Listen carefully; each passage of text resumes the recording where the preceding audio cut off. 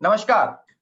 आज 23 जुलाई सन 2022 दिन शनिवार, जिला गौतम बुद्ध नगर तहसील दादरी विकासखंड बिसरख शहर नोएडा की पावन भूमि से मैं मंच संचालक डॉक्टर अतुल चौधरी नोएडा खबर.com के तमाम पाठकों, श्रोताओं एवं दर्शकों का खैर मकदम, क्रांतिकारी इस्तकबाल और सलाम पेश करता हूं, जिन्होंने आज अपनी गरिमामय उपस्थिति से इस सभा को कृतार्थ और अलंकृत किया है।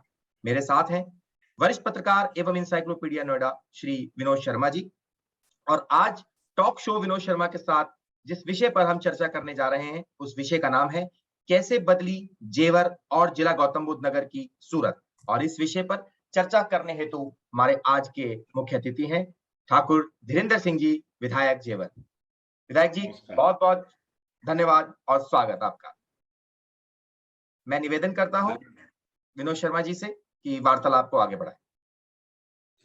धन्यवाद अतुल जी, और आज के इस कार्यक्रम में समय देने के लिए मैं जेवर के विधायक माननीय धीरेन्द्र सिंह जी का स्वागत करता हूं। बहुत बहुत धन्यवाद करता हूं धीरेन्द्र जी। नमस्कार। नमस्कार। सबसे बड़ी बात यह है कि आज गौतम बुद्ध नगर जिला न केवल यूपी बल्कि देश का सर्वश्रेष्ठ जिले में उनकी गिनती हो रही है, और उसमें भी जेवर क्षेत्र ऐसा है जिसकी अंतर्राष्ट्रीय स्तर पर चर्चा है। मेरा पहला सवाल यह है कि आपने 2017 में जेवर की विधानसभा की कमान संभाली। उससे पहले 2002 से 2017 तक ये सीट बसपा के पास रही। तो 2017 से 22 के बीच में 5 सालों में जेवर की तस्वीर कैसे बदली है? क्योंकि आपने बहुत सारा काम किया है, शिक्षा के क्षेत्र में किया, स्वास्थ्य के क्षेत्र में काम किया है, और साथ ही जो अंतर्राष्ट्रीय पटल पर जेवर आया है एयरपोर्ट के कारण, कैसे बदली? जब आपने कमान संभाली थी उस समय जेवर की तस्वीर क्या थी? जी देखिए, ये वही जेवर था एक समय जब जनपद गौतम बुद्ध नगर का सृजन हुआ 1997 में। जी। तो काफी साल हम लोगों को जिला बुलंदशहर और हरियाणा होकर नोएडा आना पड़ता था, जिला मुख्यालय आना पड़ता था। जी। और 2017 से पहले के अगर हम हालात देखें जेवर के, जी, तो बहुत ही ज्यादा अच्छे हालात जेवर के नहीं थे। क्या आप लोग सुन पा रहे हैं मुझे? हाँ, सुन रहे हैं। आवाज आ रही है? 2017 से पहले जेवर के हालात ठीक नहीं थे, क्योंकि यहाँ कोई उद्योग धंधा नहीं था। जी। यहाँ भट्टा पारसोल में एक किसान आंदोलन हुआ था बहुत बड़ा, जिसमें किसान और पुलिस के बीच मुठभेड़ हुई थी, और जिसकी गूंज पूरी देश और दुनिया में गई थी। जी। ये वही जगह है जहाँ जिकरपुर भी इसी के नजदीक है, वहां भी एक बहुत बड़ा आंदोलन हुआ था। तो जहाँ 2 इंच जमीन के लिए गोलियां चलती थी, ग्रेटर नोएडा में भी घोड़ी बछेड़ा का प्रकरण आपको पता है। जी। जी। तो वहां 2017 के बाद एकाएक कैसे तस्वीर बदलनी शुरू हुई, ये सवाल आपको बहुत अच्छा है। और जहां तक मेरा मानना है, जब मैं इस क्षेत्र में किसानों की, जनता की आवाज उठाता था, मैं पहले कांग्रेस में था, विपक्ष में रह के मैंने बहुत सीखा, और बहुत सारे ऐसे मुद्दे जिनके बारे में जानकारी हुई आंदोलनरत रहते हुए कि किस तरीके से हम सरकारों के समक्ष अपनी बातें रख सकते हैं, किस तरीके से हम जनता के हित की बातों को धरातल पर ला सकते हैं। ये सारी चीज आंदोलन से सीखी गई। 2017 में जनता ने मुझे यहाँ का विधायक बनाया। तो वो जो 1997 की टीस थी मेरे दिल में, और एक बहुत बड़ा अंतर था, जेवर से जैसे ही हम ग्रेटर नोएडा पहुंचते थे तस्वीर बदल जाती थी। एक तरफ बहुत ही धुर ग्रामीण क्षेत्र, और दूसरी तरफ एक सुनियोजित शहर। तो ऐसा लगता था कि कहीं ना कहीं जेवर विकास की दौड़ में अछूता रह गया। यहाँ कोई उद्योग धंधा नहीं, यहाँ के लोग मुझे अच्छी तरह याद है विनोद जी। जब मैं पढ़ता था, छोटा था, 6ठी-7वीं क्लास में, मेरे यहाँ के आसपास के गांवों के लोग, चोला रेलवे स्टेशन पड़ता था, वहां से ट्रेन पकड़ते थे और उन्हें सुबह 4 बजे उठना पड़ता था और दिल्ली नौकरी, हरियाणा नौकरी करने रोजाना अप एंड डाउन करते थे। जी। रात को 10-11 बजे वो घर पे आते थे, तो उनका क्या सामाजिक जीवन होगा। बिल्कुल। ये सारी चीजें मेरे हृदय में थी, दिमाग में थी। सबसे पहले यही सोचा गया कि कोई ऐसा प्रोजेक्ट जो इस जेवर क्षेत्र को दुनिया की नजर में ला दे और यहाँ कम से कम इतने उद्योग धंधे हो जाएं जिससे यहाँ स्थानीय लोग जो बाहर नौकरी करने जाते हैं, जी। उन्हें बाहर ना जाना पड़े। शहरों की तरफ जो लोगों का पलायन है जी जी। वह रोका जाए, क्योंकि गांव उजड़ रहे थे, नौजवान गांवों में रहना नहीं चाहते थे। तो इस सोच के साथ जब मैं विधायक बना और विधानमंडल दल की पहली बैठक थी, उस बैठक में सभी विधायक अपना परिचय दे रहे थे। मेरे मन में वही बात थी कि मैं अपना परिचय जेवर के विकास के तौर पर दूं तो शायद मेरी बात सभी उपस्थित लोगों के ध्यान में आ जाएगी। तो मैंने यही कहा खड़े होकर जब मेरा नंबर आया कि देखिए, मैं तो जेवर हूं और वह जेवर हूं जहां आजादी के बाद से बहुत पिछड़ापन है। वो एजुकेशन हो, वो आवागमन के साधन हो, वो हेल्थ सर्विसेज हो, जी। हर तरीके से ऐसा लगता है कि जैसे हम आजाद तो हो गए, लेकिन सरकारों ने जेवर की तरफ कोई ध्यान नहीं दिया। जबकि भौगोलिक दृष्टि से अगर हम देखें तो जेवर भौगोलिक दृष्टि से बहुत महत्वपूर्ण है। तो मैंने अपनी बात को संज्ञानित कराया सभी लोगों को, मुख्यमंत्री ने भी उसे संज्ञान में लिया। बाद में फिर उनसे जब चर्चा हुई, उन्होंने बुलाकर जब बात की अलग से, तो उन्हें बताया गया किस तरीके से, क्यों जरूरी है जेवर में एयरपोर्ट का बनना। क्योंकि उस वक्त भारतीय जनता पार्टी के लोक कल्याण संकल्प पत्र में यह उल्लिखित था कि हमें 10 लाख रोजगारों का सृजन करना है। माननीय मुख्यमंत्री जी से मैंने यही बताया कि हम 10 लाख रोजगारों का सृजन कहाँ से करेंगे। हम जेवर से कर सकते हैं। हम एक ऐसा अंतरराष्ट्रीय एयरपोर्ट की अगर नींव वहां रख दें तो जनपद गौतम बुद्ध नगर ही नहीं वरन आसपास के कई जिले, और मैं तो कहूंगा कि उत्तर भारत के नौजवानों के लिए एक सुगम रास्ता बनेगा उनके भविष्य निर्माण का। जी। मैंने डिटेल में समझाया, वो डिटेल बताने की आवश्यकता नहीं है। तो मुख्यमंत्री जी की समझ में आई बात और प्रयास उसके एयरपोर्ट के शुरू हो गए। धीरे धीरे जो भी, पहले कोई भी इसकी फाइल लंबित नहीं थी कहीं भी, और समाजवादी के समय में इसे फिरोजाबाद सिकोहाबाद के आसपास ले जाने का प्रयास किया गया। तो कुल मिलाकर यह प्रोजेक्ट ठंडे बस्ते में नहीं, खत्म ही हो चुका था। इसे पुनर्जीवित किया गया और इसका श्रेय मैं प्रदेश के मुख्यमंत्री को देना चाहता हूं, जिनका विजन इस प्रदेश की 25 करोड़ आवाम के लिए ऐसे रास्ते बनाना है जिससे भविष्य में $1 ट्रिलियन की इकोनॉमी की तरफ यह प्रदेश बढ़ सके और यहाँ रोजगार के अवसर लोगों को मिलें। तो यही सोच उनकी थी। जब दो सोच मिली तो उस पर काम आरंभ हुआ। धीरे धीरे सभी काफी एनओसी लेनी पड़ती है कई विभागों से जब कोई अंतरराष्ट्रीय एयरपोर्ट बनाया जाता। के प्रयास तेज हो गए। सन 2018 आ गए। सोशल इम्पैक्ट असेसमेंट का गठन हो चुका था एयरपोर्ट के लिए, जमीन लिए जाने के लिए। एक स्थिति ऐसी आई कि जब लखनऊ में सत्र में था, अगस्त का महीना था 2018, मानसून सत्र में था, जी। ये खबरें आने लगी कि हरियाणा ने अपनी कोशिश तेज कर दी है, क्योंकि उनके पास लैंड बैंक था हिसार में 5000 एकड़ का, और जेवर में किसानों ने सहमति देना बंद कर दिया था। क्योंकि चुनाव आ रहे थे, इसलिए हरियाणा चाहता था एयरपोर्ट वहां बने, राजस्थान भी चाहता था, उनके पास भी लैंड बैंक था। केंद्र सरकार को ये लगने लगा कि कहीं किसान जमीन ना दें अपनी। मुझे लगा यह प्रोजेक्ट खटाई में पड़ सकता है। सारी स्थिति से सरकार भी अवगत थी, मुख्यमंत्री भी, सारा जो शासन का तंत्र है जो उसके पीछे था वह भी अवगत था।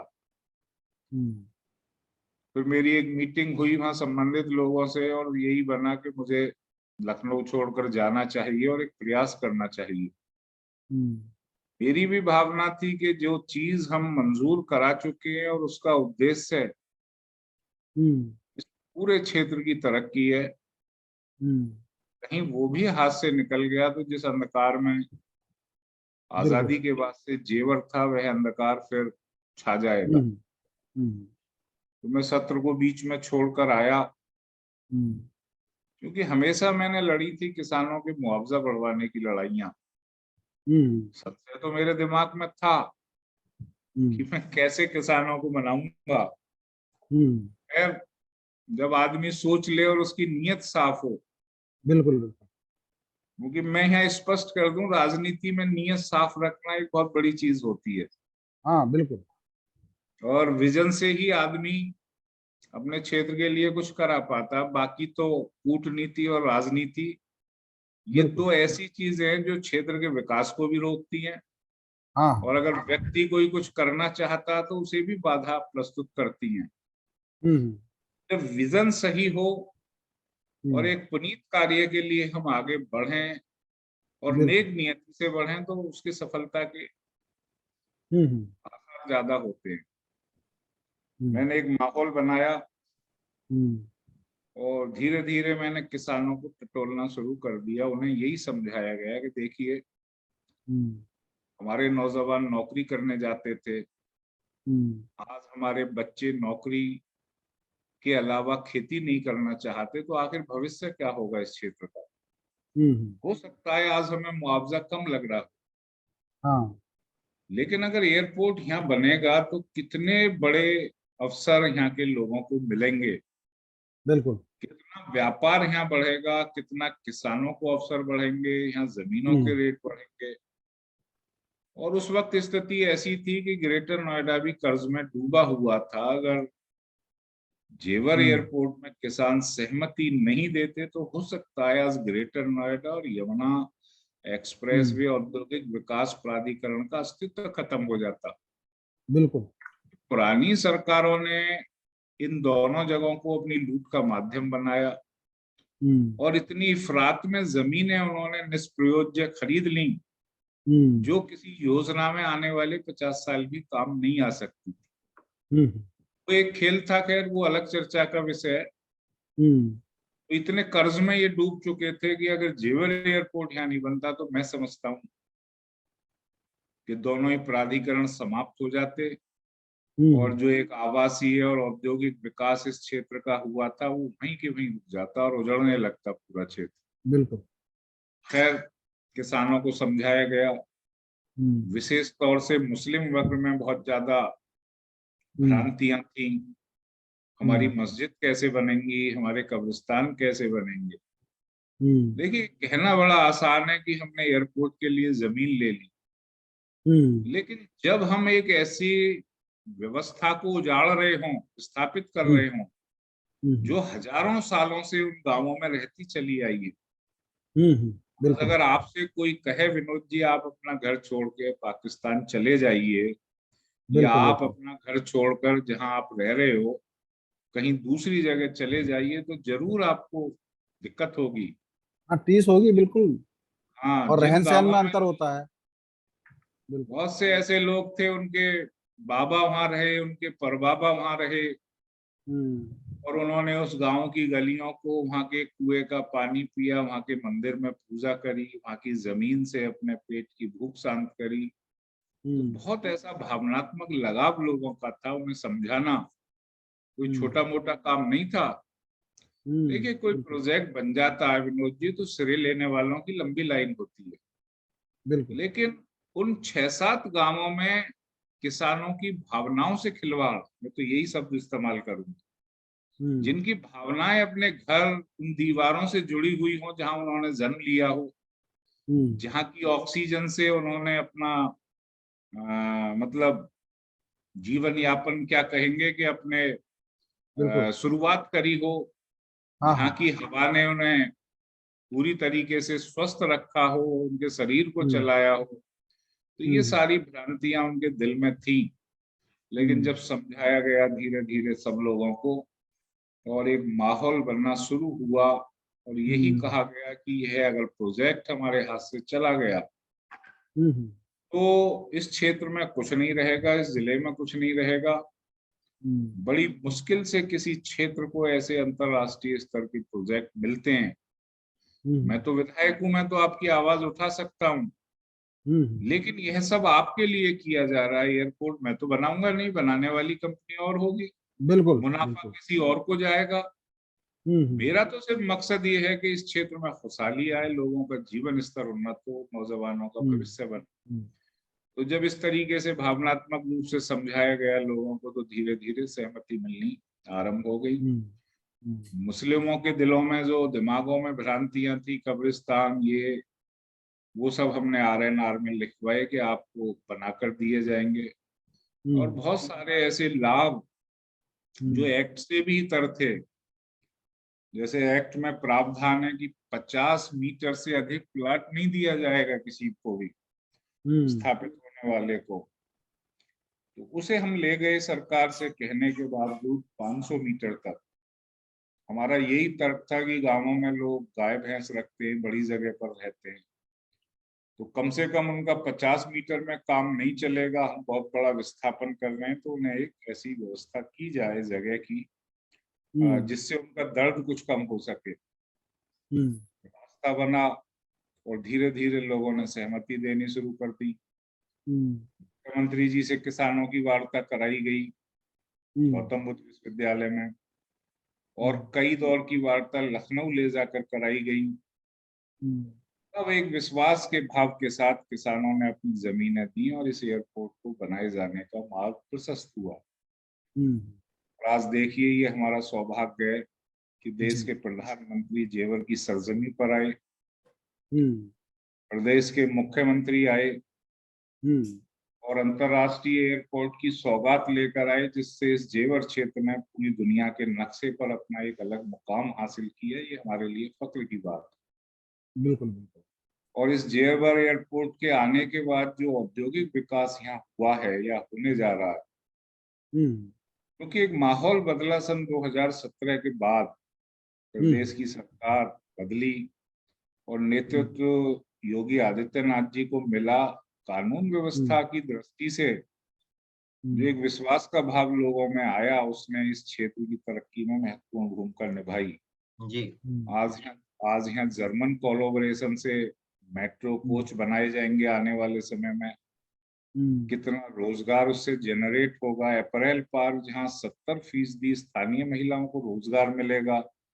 MRO की यहाँ व्यवस्था मुख्यमंत्री करना चाह रहे हैं। हमारे हवाई जहाज सिंगापुर जाते हैं, वो यहीं रिपेयर होंगे, तो विदेशी मुद्रा का जो भंडार है हमारा, उसे हम सुरक्षित रख पाएंगे। हमारे पास विदेशी निवेश आएगा। और कोरोना के 2 काल हमने झेले, जब पूरी दुनिया आर्थिक मंदी में थी, उस वक्त यहाँ अच्छा खासा निवेश हुआ। अभी मैं ग्राउंड ब्रेकिंग सेरेमनी में था लखनऊ, तो जो भी इन्वेस्टमेंट यहाँ आया 80,000 करोड़ से ऊपर का, उसका 50% से ऊपर 60% के करीब जो इन्वेस्टमेंट आया वो इसी क्षेत्र में आया। तो यह दर्शाता है कि जेवर ने 2017 के बाद विकास की तरफ एक छलांग लगाई है। और वो छलांग ऐसी छलांग है जो इस क्षेत्र को आने वाले समय में उत्तर प्रदेश की आर्थिक राजधानी बनाने की छलांग है। और ये एक ऐसी छलांग है जो उत्तर प्रदेश की इकोनॉमी को $1 ट्रिलियन की तरफ ले जाने वाली छलांग। और यह देश की GDP का एक बहुत बड़ा माध्यम बनेगा। यह क्षेत्र, इस तरीके का विकास यहाँ हो रहा है। तो ये एक छोटी सी कहानी रही यहाँ के विकास की 2017 बिल्कुल। के बाद। मेरा एक सवाल बड़ा महत्वपूर्ण है, जब आप चुनाव लड़ रहे थे उस समय भी बात हुई और आपने उस पर काम भी किया, वो है सबसे बड़ा काम है शिक्षा का और स्वास्थ्य का, और खास तौर पर अभी तकनीकी शिक्षा के बारे में आज भी आपने देखा, मुख्यमंत्री जी से आपने बात की थी। तो शिक्षा जो है उस क्षेत्र का सबसे बड़ा जो आपने सौगात दी है, और उस क्षेत्र में जो डेवलपमेंट शिक्षा के क्षेत्र में हुआ है, थोड़ा सा बताइए हमारे दर्शकों को। विधायक जी थोड़ा संक्षिप्त में, मात्र 10 मिनट हमारे पास शेष है। विधायक जी, ओवर टू हाँ, यू। कोई क्योंकि बात नहीं, 5 मिनट ज्यादा बढ़ा से ज्यादा लीजिए, सवाल कर लेंगे हम लोग फिर। आप बाद बाद में कट कर लीजिएगा। हाँ, देखिए, शिक्षा बड़ी महत्वपूर्ण चीज होती है किसी भी समाज को और देश को आगे ले जाने के लिए। जी जी जी। विनोद जी, आप साधन संपन्न हैं, अतुल चौधरी हम्म, जी साधन संपन्न है, अपने बच्चों को गलगोटिया और एमईटी में पढ़ा सकते हैं। हम्म, लेकिन इस हिंदुस्तान का 95% आदमी आज भी प्राइवेट अस्पतालों, प्राइवेट संस्थानों में अपने बच्चों को नहीं पढ़ा सकता। बिल्कुल। और ये क्या हैरत की बात नहीं है? जनप्रतिनिधि तो और भी रहे होंगे यहाँ। देखिए, मैं बेबाकी से बोलता हूँ, दिल में नहीं रखता किसी बात को, बिल्कुल सही बात इसलिए है। मैं बहुत लोगों को खटक सकता हूँ, लेकिन मुझे उसकी चिंता नहीं है। नहीं, ठीक बात है। जनप्रतिनिधि यहाँ हम सन 1957, 52, 47 से देखते चले आ रहे हैं। हाँ हाँ।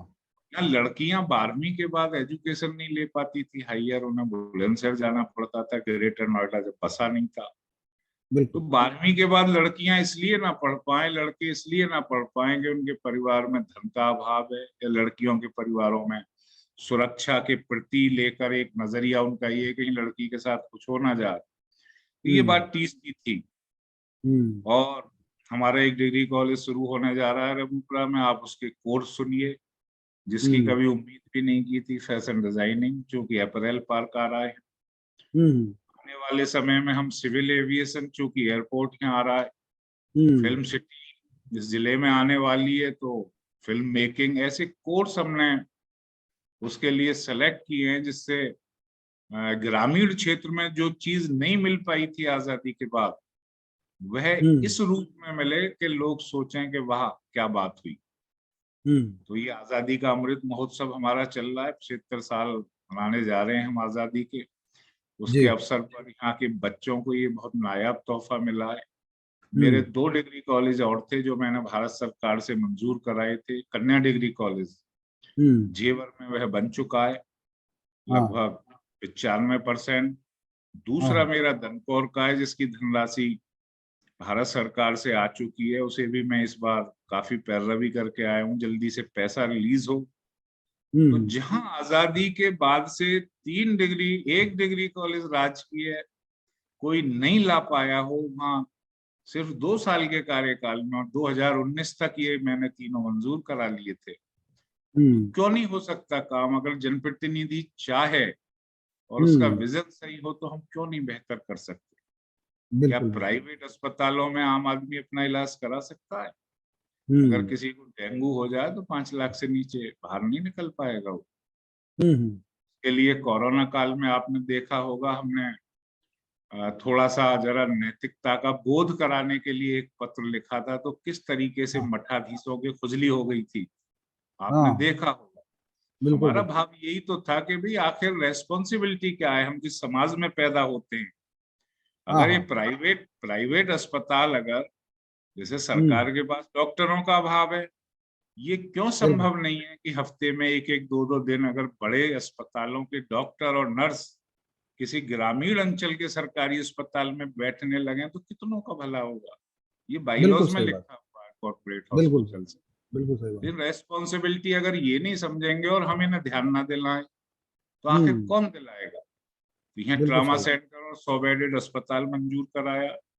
किसानों हम्म से डिस्प्यूट था, मैं खुद जाके किसानों को समझा के आया, उसका काम आरंभ हो गया। हम्म यहाँ आपके 3 डिग्री कॉलेज हो गए। हम्म यहाँ संपर्क मार्गों की बात करें तो पिछले कार्यकाल में 600 करोड़ रुपए के काम ग्रामीण विकास में कराए गए, नई नई योजनाएं लाई गई। हम्म कुल मिलाकर जो काम आजादी के बाद से और 2017 तक नहीं हो पाए थे, हम्म अगर हम 5 साल के कार्यों को तराजू के एक पलड़े में रख दें और 70 साल के कार्यों को एक पलड़े में रख दें, तो 5 साल वाला पलड़ा बहुत भारी है आज भी। बिल्कुल तो ये एक बिल्कुल, बहुत विजन है बढ़िया। हमारे देश के प्रधानमंत्री का, जो हम्म चाहते हैं कि सरकारी योजनाओं का लाभ समाज के अंतिम छोर को मिले और हम्म विकास समान रूप से पूरे देश में जाए। और विजन है इस प्रदेश के मुख्यमंत्री का यही तो जनप्रतिनिधि का काम है कि वो किस तरीके से उसे इम्प्लीमेंट करा हम्म, पाता। बिल्कुल। ये चार चीजें हैं, आपने शिक्षा पे बात की, स्वास्थ्य पे बात की, दो मुद्दे, एक है खेल और एक है रोजगार। खेल की सुविधाएं, क्योंकि उस ग्रामीण अंचल में अच्छी अच्छी प्रतिभाएं हैं, तराश कर उनको बाहर निकाला जा सकता है, तो उसके लिए खेल का इंफ्रास्ट्रक्चर चाहिए। और साथ में रोजगार, जो आपने बताया उद्योग लगेंगे, तो रोजगार में आरक्षण की बात चलती रही है, तो भाई स्थानीय लोगों को प्राथमिकता मिलनी चाहिए। इन दोनों पे आपका क्या विचार है? देखिए, विधायक बनते ही हमने प्राधिकरणों के पेच कसना शुरू किया। जी। आपने देखा होगा जो घोटाले हुए थे और हाँ, जिन बेईमानों ने किसानों की जमीन के नाम पर खुला खेल बिल्कुल। किया, उन लोगों हम्म। को सजा भी दिलवाई गई। हाँ, हाँ, मैं वेस्ट के घोटाले की बात कर रहा हूँ, मेरा ही उठाया हुआ बिल्कुल मुद्दा था। बिल्कुल। तो खेल के स्थानीय लोगों के रोजगार के बारे में हमने यमुना प्राधिकरण में सुनिश्चित कराया। हम्म। मैक्सिमम 40% लोगों को उनकी योग्यता के अनुसार एमओयू जब साइन हो जमीन देने का, वो शर्तें लिखी जाएं, वो हम्म। हम करवा के रहेंगे। और हम्म। यही फिर पॉलिसी एडॉप्ट की ग्रेटर नोएडा प्राधिकरण ने, क्योंकि हम्म। पहले इस पर जोर नहीं रहा। 2017 के बाद ही इस बात को हम लोगों ने उठाया उनके समक्ष। और अब हम्म। जेवर में जैसे ही उद्योग धंधे लग जाएंगे, हमारा हम्म। पूरा प्रयास होगा कि हम सभी स्थानीय बच्चों को यहीं रोजगार हम्म। में इसी भावना के साथ यहाँ औद्योगिक विकास कराया गया। हम्म। और दूसरा, आपने एक सवाल पूछा था, हम्म। बेरोजगारी के अलावा क्या पूछा था? वो उसमें क्या स्थानीय युवाओं को प्राथमिकता में रोजगार का आरक्षण वगैरह चाहिए थे, ये जो लोग मैंने बात आपको कर रहे हैं? बता दिया। ये मैंने आपको हम्म। बता दिया, प्राधिकरण से अडॉप्ट कर चुका है। हाँ। और फिर पूरा प्रयास होगा, क्योंकि हम जो कौशल विकास केंद्र मुख्यमंत्री से बात करके आए, उसका मकसद ही हम्म। ये है। हम्म। क्योंकि हमारा दूसरा सवाल बच्चा था अगर, खेल सुविधाओं का। खेल सुविधाओं का। हाँ, कौशल विकास केंद्र जब बनेगा तो जो जो उद्योग धंधे लगने जा रहे हैं, जब हमारा हम्म। बच्चा वहां पहुंचेगा तो हम उस उद्योग धंधे के लगने से पहले ही उन्हें स्किल्ड कर दें, इस भावना के साथ हम हम्म। बहुत जल्दी यहाँ एक कौशल विकास केंद्र बनवा रहे हैं स्टार्टअप के साथ। हम्म। और खेल के बारे में आपकी बात सही है, ये प्रतिभाओं वाला क्षेत्र है। हम्म। क्योंकि दिक्कत यहाँ सबसे बड़ी ये हो गई कि ग्राम पंचायतों का अस्तित्व समाप्त होने के बाद प्राधिकरणों के अधिसूचित क्षेत्र में जमीनें आ गई। हम्म। और वो आने के बाद में हमें दिक्कत होती है, हम अगर 7 एकड़ जमीन में हम्म। भारत सरकार से बड़ा स्टेडियम बनवाना चाहें तो इतनी बड़ी जमीन हमें इस इलाके में नहीं मिल पाती। मैंने 5 साल हम्म। बहुत प्रयास किया कि मुझे 10 एकड़ का कोई चंक मिल जाए, हम्म। कहीं ग्रामीण क्षेत्र में भी मिल जाए, लेकिन नहीं मिल पाया। फिर भी हम्म। इस बार हमारा पूरा प्रयास होगा कि अगर छोटे स्टेडियम भी हम बनवा पाए और खेल हम्म। प्रतिभाओं को आगे लाने के लिए एक मंच दे पाए, तो निश्चित तौर से इस काम को करेंगे। उसके लिए आपने देखा होगा, अभी लखनऊ में बच्चों के पास स्केटिंग का ट्रैक नहीं था, मैंने उन्हें मुख्यमंत्री से मिलवाया और सहमति दिलवाई। तो चूंकि हम्म। वहां जगह हमें मिल गई, यहाँ जगह की हम्म। उपलब्धता होते ही हम निश्चित तौर से एक बड़ा स्टेडियम बनवाने का प्रयास करेंगे। अब एक सवाल अतुल जी पूछेंगे, उसके बाद फिर मैं एक सवाल पूछूंगा, क्योंकि टाइम के हिसाब से थोड़ा सा चलेंगे। हाँ अतुल जी। जी, क्योंकि मात्र हमारे पास 10 मिनट है, ऑटोमेटिकली मीटिंग बंद हो जाएगी, क्योंकि 10 आधे घंटे का ही समय होता है सर। तो विधायक जी, एक सवाल है।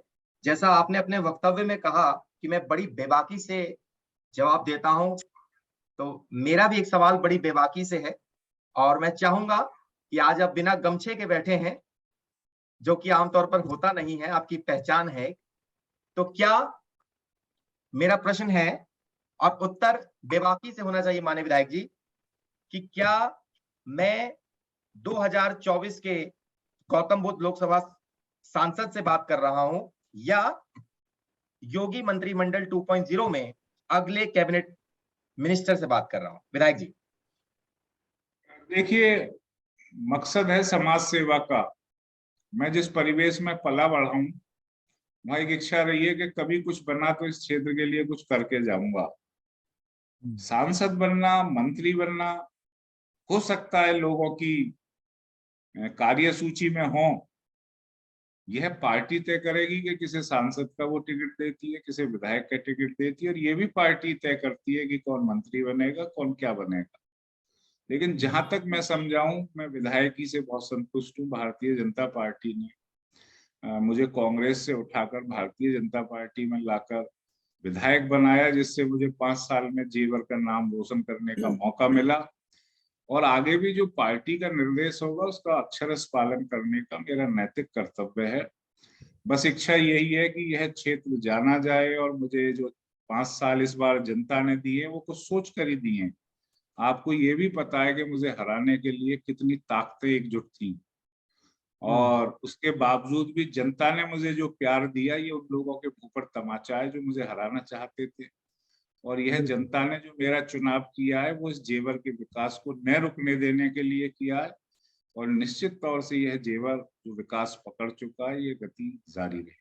विधायक जी अब सप्लीमेंट्री आपका जो क्वेश्चन 10 क्वेश्चन बस सप्लीमेंट्री। विधायक जी, दिल को छूने वाली बात, आप जब पैरालंपिक्स में जब हमारे विजेता जेवर से जीत कर आए थे, तो आप उनको एयरपोर्ट पे उनके माताजी एवं पिताजी के साथ रिसीव करने अपनी गाड़ी में लेके आए थे।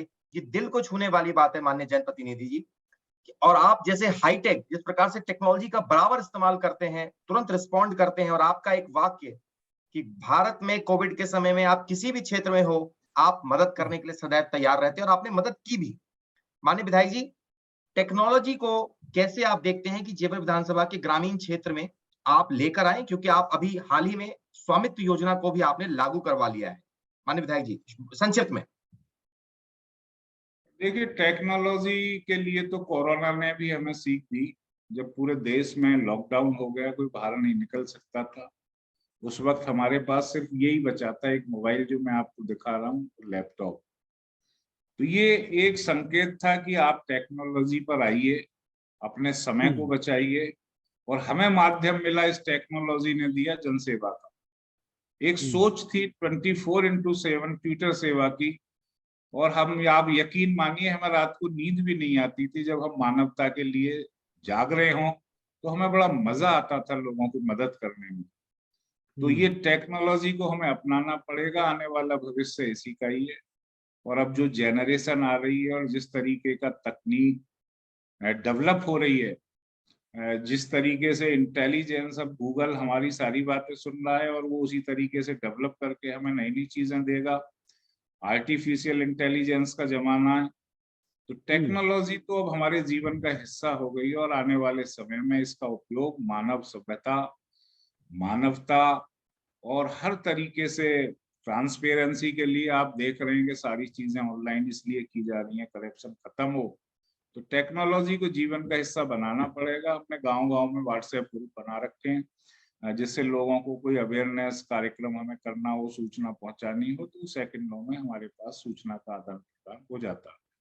विधायक जी, अब बड़ा अहम सवाल है कि आप गौतम बुद्ध नगर जिले में अलग अलग क्षेत्रों में जा रहे हैं, तो सबसे बड़ी बात यह है कि आपने बिल्डर बायर्स की समस्या भी सुनी है, लोग आपके पास आते रहे हैं। ग्रेटर नोएडा में भी जो और तरह के ग्रामीण क्षेत्र के लोग हैं उनकी भी समस्या है, क्योंकि किसान भी प्रायोरिटी पे है।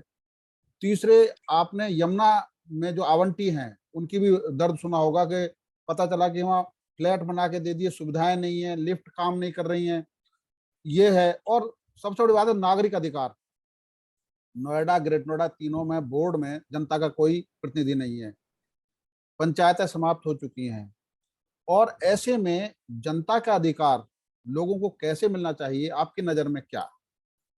निश्चित तौर से वह लोकतंत्र अधूरा है जिस संस्था में, डेवलपिंग अथॉरिटी में जनप्रतिनिधित्व ना हो। और इसके लिए मैं पूरा प्रपोजल बनाकर, स्वरूप होगा लोकल बॉडीज का, वो माननीय मुख्यमंत्री जी को दे चुका हूँ, और वो सहमत भी उससे हुए थे। लेकिन कब लागू होगा यह डिसीजन सरकार को लेना। जनता के जो भी फीडबैक आते हैं, जनता की जो भी आवाज होती है, विधायक का काम है उसे सरकार तक पहुंचाना। डिसीजन लेना सरकार का काम है, यही हमें संविधान ने अधिकार दिया है। हम अपनी कलम से किसी होमगार्ड के सिपाही को नहीं हटा सकते विनोद जी। बिल्कुल। आपकी कोई व्यथा है, आपकी कोई पीड़ा है, तो उसे सरकार तक पहुंचाना हमारा काम है। अब किस तरीके से हम पहुंचाते हैं और उसकी पैरवी कैसे करते हैं, ये हर जनप्रतिनिधि का अपना अलग नजरिया होता है। रेरा का गठन हमारे समय में हुआ। सबसे पहले बिल्डर बायर्स की समस्याओं को हमने मंत्री समूह का गठन कराया, मुख्यमंत्री तक पहुंचाया, बायर्स को मैंने मिलवाया मुख्यमंत्री से, और आगे भी इनकी जो समस्याएं उनके लिए हम निरंतर प्रयासरत रहेंगे, लेकिन इसमें डिसीजन सरकार को लेना पड़ेगा। जो भी समस्याएं हमारे पास आती है हम संग्रहित करते हैं और समय पर उन्हें सरकार तक पहुंचाने का काम करते हैं, क्योंकि ये हमारा फर्ज है। विनोद जी, अच्छा, कंक्लूडिंग अब जो जितना ये महत्वपूर्ण काम अब तक हुए हैं, उनमें एक और बात उठ रही है इस समय कि मेरठ मंडल में 6 जिले आते हैं इस समय। तो बात ये उठी कि मेरठ मंडल में जैसे सहारनपुर अलग मंडल बना, तो क्या प्रशासनिक रूप से मेरठ के साथ 3 जिले मेरठ में एक नया मंडल बनाने की जरूरत महसूस की जा सकती है इस समय, बुलंदशहर, गाजियाबाद और गौतम बुद्ध नगर को मिलाकर? नहीं, मंडल की मैं समझता हूँ कोई आवश्यकता नहीं है। कमिश्नरेट यहाँ बन गई है पुलिस के तौर हाँ पे, जी। और गौतम बुद्ध नगर जिला अपने आप में एक औद्योगिक जिले के रूप में विकसित है। यहाँ ज्यादा कुछ गांव भी अब आने वाले समय में नहीं रहेंगे, क्योंकि सभी अधिसूचित हो जाएंगे। इस तरीके से यह निवेशकों की पहली पसंद बन चुका है योगी जी के आने के बाद में। तो मैं समझता हूँ कि उसकी कोई आवश्यकता मैं महसूस नहीं करता। प्रशासनिक व्यवस्था जो है हमारी, वो मेरठ से कंट्रोल हो सकती है। मेरठ की दूरी अब 1 घंटे की है। अगर आप 30-30 मिनट की दूरी के मंडलों का सृजन कर देंगे तो वहां की व्यवस्था के लिए जो तैनाती होगी वो अनावश्यक बोझ जनता की जेब से ही जाएगा। तो मैं समझता हूँ। एक सवाल आपने पूछा था कि आप विभिन्न क्षेत्रों में आ रहे हैं, तो मैं कोई पाकिस्तान का नागरिक तो हूं नहीं। इसी जिले में मैंने जन्म लिया। बिल्कुल क्या बिल्कुल। मैं अपने मिलने जुलने वाले पुराने लोगों के घर भी नहीं जा सकता? उसे भी राजनीतिक रूप से देखा जाएगा। हाँ तो मैं तो जाना चाहिए मुझे, मैं इसी जिले का हूँ। बिल्कुल। बाकी तो बहुत से लोग यहाँ बाहर से आकर रहने लगे, लेकिन मैं अपने जिले में रहकर अपने लोगों के पास ना जा पाऊं, पुराने लोगों के, तो ये तो हक तलफी है। और उनकी भी इच्छा रहती है मैं विधायक बनाऊं, मैं उनके दरवाजे पे जाऊं। जिन लोगों ने मेरी चुनाव में हमदर्दी मेरे साथ रखी, तो इस बात को लोग अन्यथा ना लें। हर चीज को राजनीतिक नजरिए से मत तोलो। और मेरे आने जाने पे पाबंदी नहीं लगनी चाहिए, क्योंकि मैंने यही तो जन्म लिया है जिले में। छोटा सा हमारा जिला है, वहां भी पाबंदी लग जाए आने जाने पे, तो ये अच्छी बात नहीं। जी, नमस्कार। तो 2024 की सक्रियता जो है आपकी, उसको हम क्या माने? ये आप अपने नजरिए से देख रहे हो। जी मेरी जो सक्रियता है ये मेरा आप हॉबी मान सकते हैं। हाँ। जहां अब आप